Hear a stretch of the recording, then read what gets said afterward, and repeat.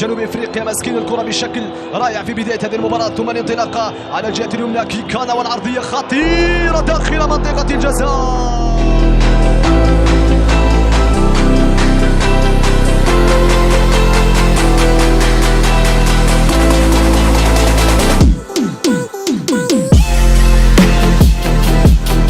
من بعيد وصلت على الجهه اليسرى. محمد امين عموره تسديده خطيره يا بغداد.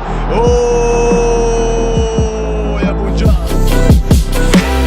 في ياسين. التمريره بينيه باتجاه بنزيه. فرصه وامكانيه التسديده.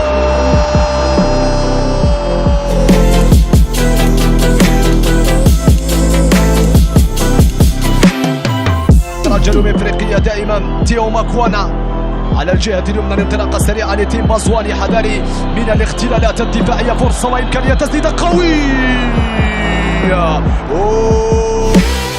المنتخب الجزائري ويجد إبراهيمي المساحة اللازمة للتسجيل بعد تمريرة حاسمة من قبل من قبل بنزيه.